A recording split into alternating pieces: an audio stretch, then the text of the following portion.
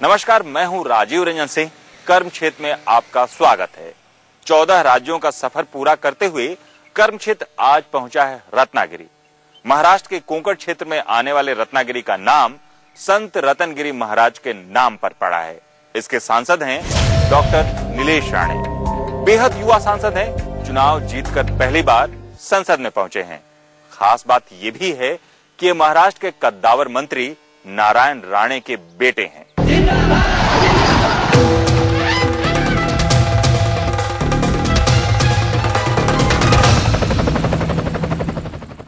इससे पहले कि हम सांसद डॉक्टर नीलेश राणे से लोगों की शिकायतें, सांसद का शिकायतों का जवाब और इलाके के हालात से रूबरू कराएं, जान लेते हैं सांसद की शख्सियत के बारे में। डॉक्टर नीलेश राणे ने अमेरिका से अपनी पढ़ाई की शुरुआत की और मुंबई यूनिवर्सिटी से एमकॉम करके पूरी की। मछली खाना पसंद है, लेकिन सेहत का ख्याल रखकर शाकाहारी खाना खाते हैं। रोलेक्स घड़ी पसंदीदा घड़ी है। लैम्बोर्गिनी कार ड्रीम कार है और इसे खरीदना चाहते हैं। समय के अनुसार कपड़े पहनते हैं, लेकिन ज्यादातर वेस्टर्न कपड़े ही पहनते हैं। तो ये थी सांसद डॉक्टर नीलेश राणे की शख्सियत। अब चलते हैं उनके इलाके में, जानते हैं उनका पूरा रिपोर्ट कार्ड।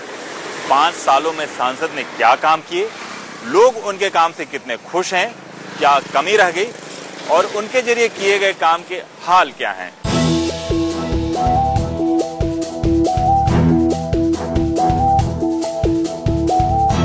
कांग्रेस के टिकट पर चुनकर संसद पहुंचे नीलेश राणे का कर्म क्षेत्र महाराष्ट्र का रत्नागिरी।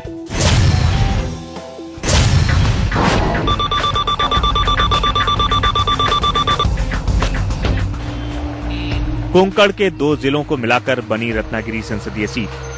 जी मीडिया की टीम ने इलाके का वेलकम गेट कहा जाने वाला चिपलूड इलाके से सांसद नीलेश राणे का कामकाज देखने की सफर की शुरुआत की।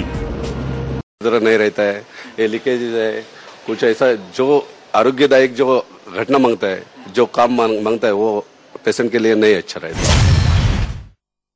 यहाँ जो ट्रोमा सेंटर्स हैं, यहाँ जो सिटी स्कैन है, वो काम करते हैं? नहीं करते सर। यहाँ हमारे पिताजी थे, यहाँ पे एडमिट थे, वो पैरालिसिस हुआ था, तो डॉक्टर ने डिस्चार्ज दिया था और बोले थे अगले हफ्ता आओ और पूछताछ करके जाओ कि सिटी स्कैन हुआ है कि नहीं। अभी तो गया मैं 3-4 बार आया, सिटी स्कैन अभी तक चालू नहीं हुआ है। यहां से जी मीडिया बढ़ चली जैतापुर की ओर। सांसद के कर्म क्षेत्र के बारे में जानते जानते हम पहुंच रहे हैं साखरे नाटे गांव में। ये गांव वो है जो कि जैतापुर अणु ऊर्जा से बहुत ही समीप है। चलिए पूछते हैं और लोगों से हाल जानते हैं कि यहाँ विकास का पहिया घुमा है या नहीं। तो ऐसा कोई अब तक खास विकास नहीं हुआ है। आप जाके सड़कें देखें, सड़कों का हाल देखें, या ये जो मछुआरे का हम जो कारोबार देखते हैं, यहाँ पर भी आप जाकर देख सकते हैं कि इतनी बड़ी यानी फिशिंग बोट इतने तादाद में होने के बावजूद भी यहाँ पर यानी सरकार ने अब तक क्या ऐसी फैसिलिटीज की कि यहाँ के लोगों का धंधा बढ़े या इनकी प्रगति हो या इनके कारोबार बढ़े। ऐसी आज तक कोई इनकी यहाँ पर चीज नहीं बनी है कि यहाँ के मार्केटिंग में कोई यानी ऐसी यानी मार्केटिंग यहाँ की जो उच्च स्तर पर आ जाए। ये रास्ता जैतापुर पावर प्रोजेक्ट की तरफ जाता है, लेकिन इस जैतापुर पावर प्रोजेक्ट का इलाके के लोगों का भरपूर विरोध है। विरोध सड़कों पर इस तरह से बैनर लिखकर दिखाया जाता है और साथ साथ इसका प्रबल विरोध भी लोगों के जरिए किया जा रहा है। कई बार वो विरोध हिंसक भी रहा है, लेकिन क्षेत्र के नेता जरूर कहते हैं कि विरोध बेहद ही केवल और केवल पब्लिसिटी के लिए है। इस विरोध के बाद भी अगर जैतापुर पावर प्रोजेक्ट निर्माण होता है तो लोगों की नौकरियों में इजाफा होगा। ये डर है कि अगर ये अनुप्रकल्प यहाँ होता है तो हमारा तो यहाँ धंधा बिल्कुल बंद हो जाएगा। हालांकि सांसद पावर प्रोजेक्ट पर अपना तर्क देना नहीं भूलते। तो अभी कल जैतापुर आएगा, 10,000 मेगावाट इलेक्ट्रिसिटी खड़ी होगी। आज वो जैतापुर खड़ा है, इतने सारे विरोध के बाद, इतने सारे कुछ जो कोई तकलीफ आई वो हमारे वजह से खड़ा है। दूसरा कौन आया था उधर खड़ा करने के लिए? कल जब भी उधर नौकरियां, अभी तो नौकरी देना चालू भी कर दिया उन्होंने। सांसद जी के क्षेत्र में कई सारे एमआईडीसी हैं, लेकिन यहाँ एमआईडीसी कुछ बंद नजर आता है। चलिए देखते हैं। ये महानंद पशु खाद्य कारखाना है, यानी यहाँ डेयरी के लिए सारे काम होते थे, लेकिन ये बंद नजर आ रहा है। एक मिनट, आप यहाँ के रहने वाले हैं? ये MIDC का इलाका है? हाँ, MIDC का, कुड़ाल MIDC। ये में क्या जमीन ये ऐसे फैक्ट्रियाँ यहाँ चल रही हैं पूरी? नहीं, वो सब 90% बंद है इधर फैक्ट्री। और अभी तो ज्यादा से ज्यादा बंद ही है इधर। इस इलाके में कितनी सारी फैक्ट्रियाँ हैं यहाँ? तो 100 से मतलब कितनी फैक्ट्रियों का यहाँ वो कहा गया था? 100 से ज्यादा होएगा इधर फैक्ट्री। हाँ। फिर भी सब बंद है। वो देखो, आप सामने ही देखो, ये महानंदा इधर बंद है, बंद हो गया। हाँ। वो इधर कोकन है, उसको बंद हुआ। उधर ये है कोकन गैस, वो बंद है। हाँ। मेट्रॉन तो चला गया इधर से। हाँ। तो ये जो जमीन है वो खाली जमीन ये फैक्ट्रियों के लिए ही था या कैसे था? ये फैक्ट्री साठी सब पूरा इलाका फैक्ट्री साठी है। हाँ। फिर ये कुछ किसने तो लेके रखा है। हाँ। उसका तो ऊपर वजन होएगा, नहीं तो देता नहीं। हम छोटा टपरी लाने का है जो, इसके लिए टपरी, तो भी हम झगड़ते हैं। टपरी के लिए हमको जमीन दे दो। इससे पहले कि जनता के सवालों के कटघरे में सांसद हों, एक नजर उन वादों पर जिन्हें पूरा करने का दावा कर रहे हैं। मुंबई गोवा हाईवे के निर्माण में प्रगति, सी वर्ल्ड का निर्माण, चिपी एयरपोर्ट का निर्माण, कोंकण में टूरिज्म के विकास के लिए केंद्र से विशेष पैकेज दिलाए, इको टूरिज्म स्थापित करने का दावा।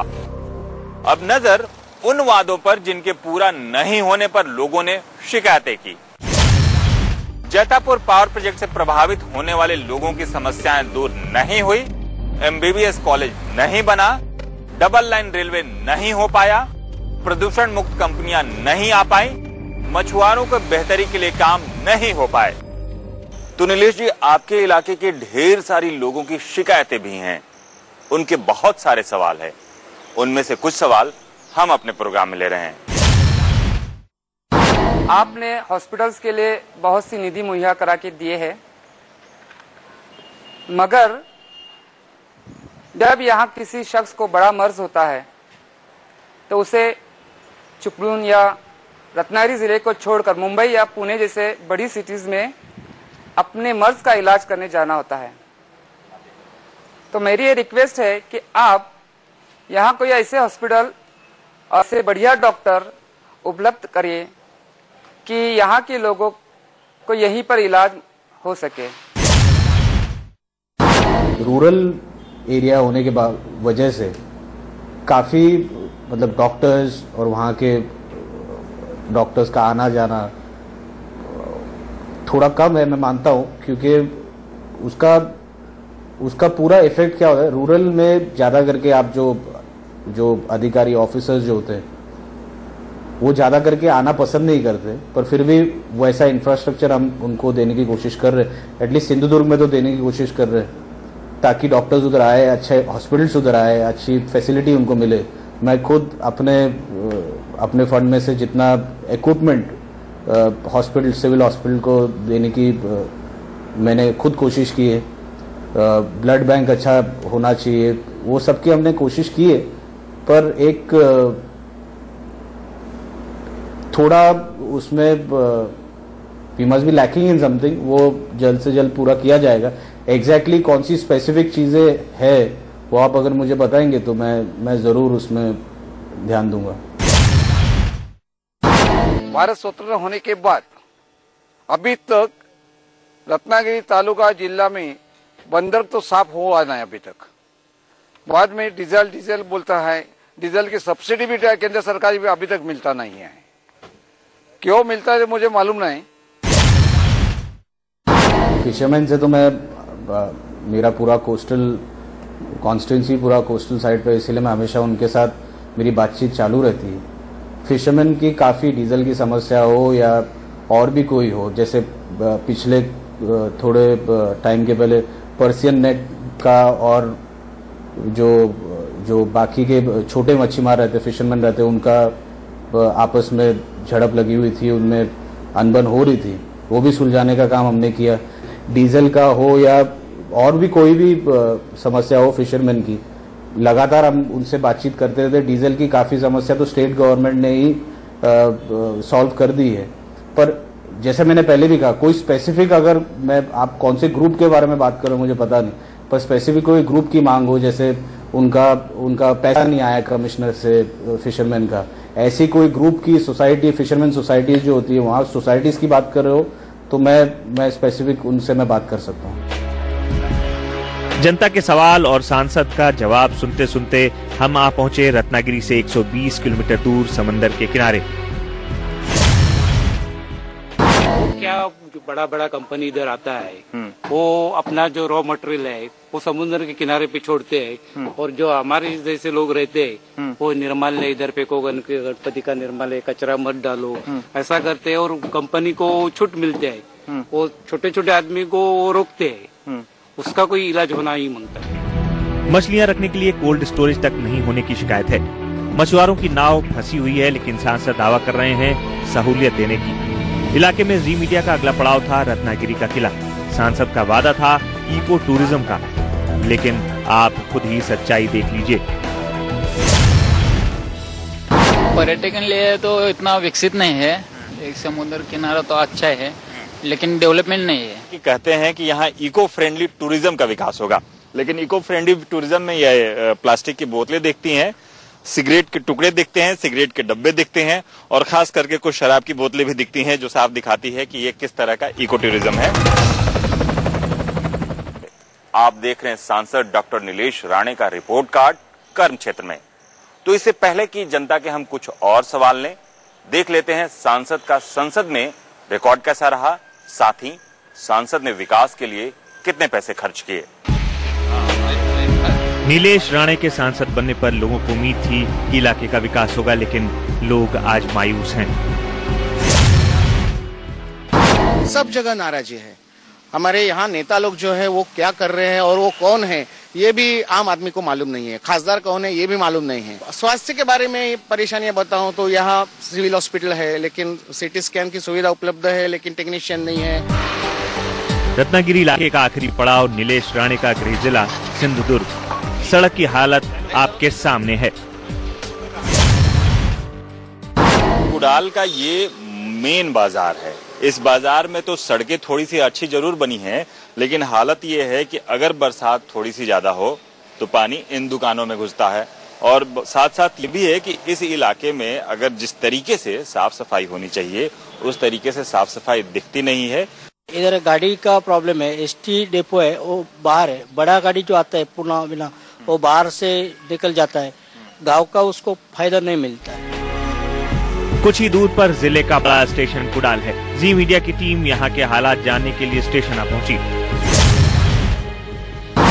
सावंतवाड़ी, कुडाल और रत्नागिरी ऐसे खास स्टेशन हैं, लेकिन आखिर इन स्टेशनों पे अगर सहूलियत देखें तो खास नजर नहीं आती है। छोटा सा सेट दिखता है, कहीं पानी की व्यवस्था नहीं है, कहीं कुछ और भी दिखते हैं। लेकिन यहाँ के लोगों से ही पूछते हैं, आपका नाम क्या है? धीरज भाई, यहाँ स्टेशन की कैसी खासियत है, क्या सहूलियत है यहाँ? यहाँ तो ये जिला पर्यटन जिला करके घोषित हुआ है, लेकिन यहाँ तो कोई फैसिलिटी या सुख सुविधा नहीं है। ज्यादा से ज्यादा ट्रेन होना चाहिए, वो भी ट्रेन यहाँ नहीं चल रहे। जो ट्रेन है वो मडगांव से ही बुक होके आ रहे हैं। सांसद ने निधि के जरिए कुछ ऑडिटोरियम और हॉस्टल का निर्माण जरूर कराया है।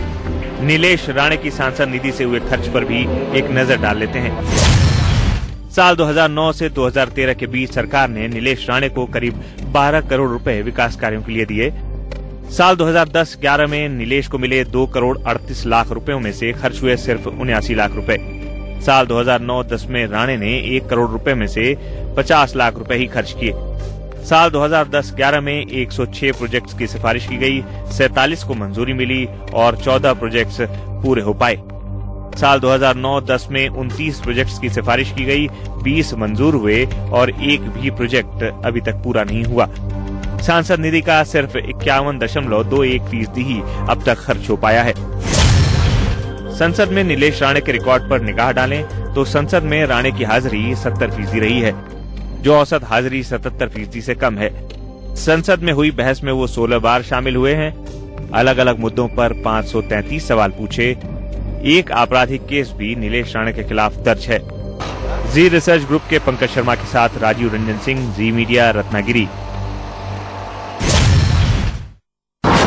आज हमारे जिले में बहुत सारी आम की फसल, काजू की फसल,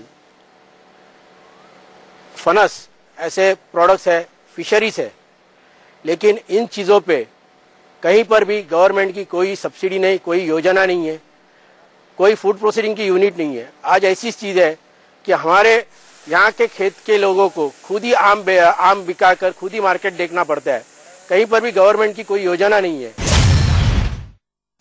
हम लोग उसको असली न्याय क्यों नहीं दे पा रहे, उसका रीज़न ये है कि एक तो टेम्परेचर का उसमें जैसे जैसे बारिश होती है, गर्मी होती है, ठंडी होती है, बहुत सारा डिपेंडेंसी आम के प्रोडक्शन पे होता है और वो थोड़ा सा भी ऊंच नीच होता है तो उसमें आम के प्रोडक्शन में तकलीफ आ जाती है।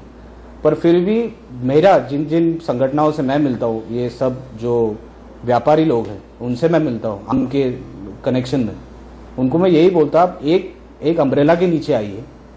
जब भी सब दोनों डिस्ट्रिक्ट एक साथ अगर मिलके आम के लिए, मैंगो के लिए अपन एक साथ लड़ेंगे तो स्टेट गवर्नमेंट में और सेंट्रल गवर्नमेंट में हम लोग दोनों इकट्ठा मिलके हम लोग कोशिश कर सकते हैं।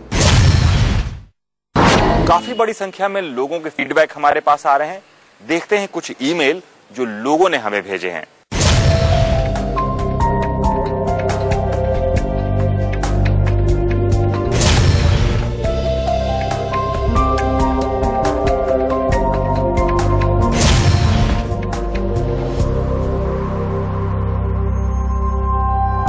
ये था सांसद डॉक्टर नीलेश राणे का रिपोर्ट कार्ड। फिलहाल लेते हम विदा इस वादे के साथ कि अगले एपिसोड में 543 सांसदों में से किसी एक का रिपोर्ट कार्ड लेकर हम हाजिर होंगे।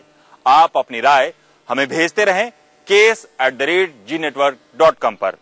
तब तक राष्ट्र के हमारी नवनिर्माण की कोशिश पर सोचते रहिए और आप अपनी सोच से हमें वाकिफ कराते रहिए। नमस्कार।